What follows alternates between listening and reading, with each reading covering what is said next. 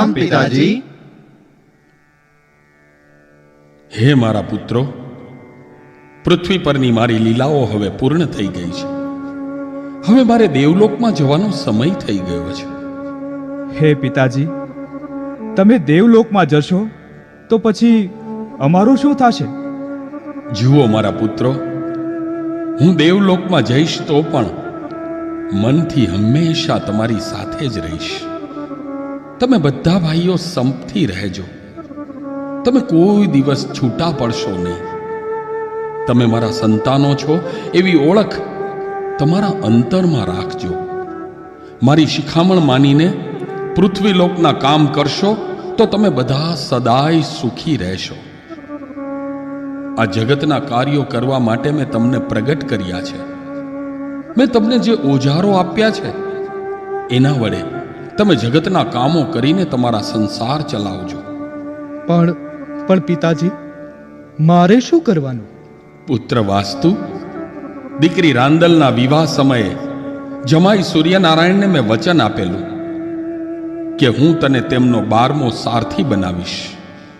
એટલે તું હવેથી સૂર્યનારાયણનો 12મો સારથી બની રહેજે બેટા. જેવી આપની આજ્ઞા પિતાજી. હે પિતાજી, અમારા માટે બીજો કોઈ આદેશ? જુઓ પુત્રો, તમારે 5 દિવસે અણુજા પાળવાના છે. 1 વર્ષના કુલ 16 અણુજા થાય. પહેલો અણુજો જ્યારે બ્રહ્માંડમાં મારા વિરાટ સ્વરૂપનું પ્રાગટ્ય થયું તે દિવસ, એટલે અમાસનો દિવસ. 12 મહિનાની 12 અમાસના અણુજા પાળવા. બીજો અણુજો મહાસુદી પાંચમ. ત્રીજો અણુજો મહાસુદી તેરસ. ચોથો અણુજો શ્રાવણ સુદ એકાદશી, જે દિવસે હું સ્વધામ ગમન કરીશ. 5મો અણુજો વિજયાદશમીનો, જે દિવસે મેં તમને ઓજારો આપ્યા. વર્ષના કુલ 16 અણુજા તમારે પાળવાના છે. આ શુભ દિવસોમાં તમને મારા વિશેષ આશીર્વાદ પ્રાપ્ત થશે. હવે હું સ્વધામ ગમન કરું છું. મારો અંતિમ સંદેશો તમે શાંતિથી સાંભળો. તમે એકબીજાની ઈર્ષા કરશો નહીં. જો ઈર્ષા કરશો તો તમારી કલા, કારીગરી અને કૌશલ્ય બીજા વર્ણમાં ફેલાશે. તમે નીતિમત્તા રાખીને કામ કરજો. જો નીતિમત્તા નહીં હોય તો કામકાજને વેઠવાનો જ વારો આવશે.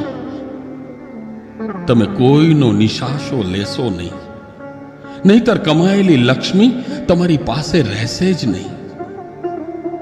પણ હવે હું કહું તે તમે શાંતિથી સાંભળજો અને સમજજો.